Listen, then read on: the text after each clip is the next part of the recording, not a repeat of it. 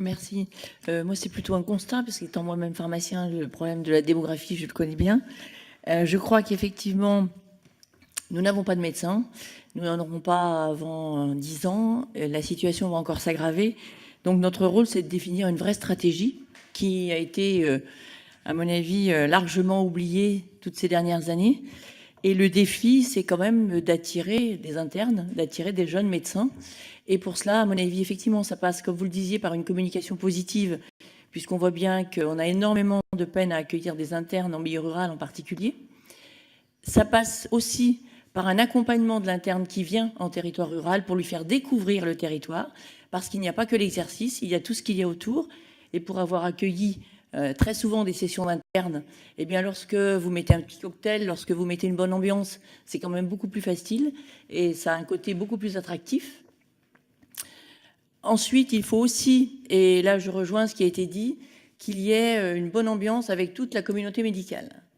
Et on le sait, on l'a vécu, puisque le département de Saône-et-Loire, j'appartiens à ce département.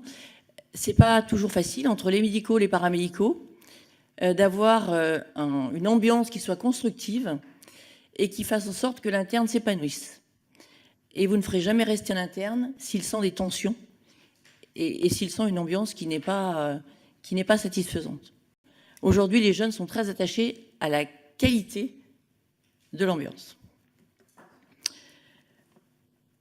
Peut-être, effectivement, comme vous le disiez, pourquoi pas rémunérer les internes qui arrivent pour découvrir le milieu rural, parce qu'effectivement, ils font très souvent l'effort, et je l'ai constaté, de se priver d'un petit job qu'ils ont en milieu urbain, qu'ils ne retrouvent pas en milieu rural.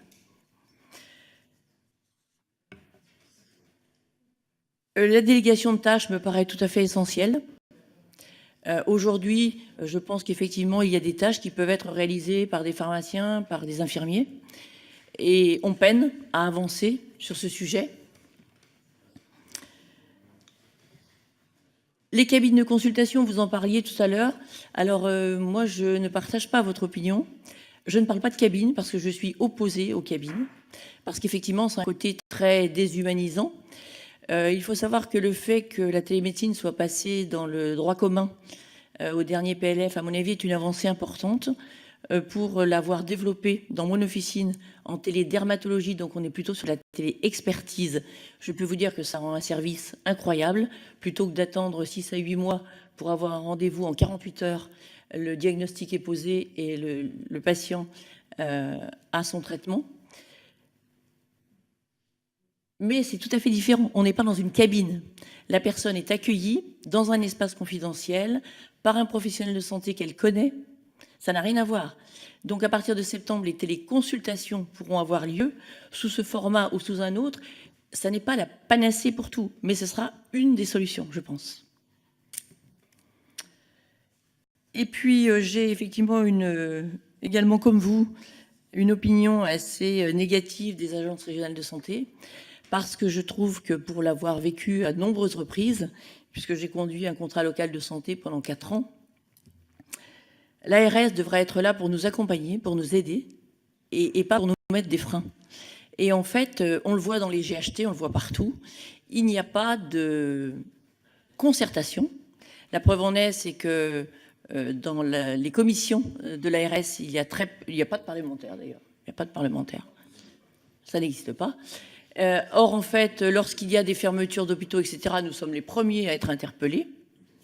Donc, je trouve que ça n'est pas normal que nous ne soyons pas associés. Et vous le disiez aussi, et je vous rejoins parce que j'ai 2 situations comme ceci sur ma circonscription.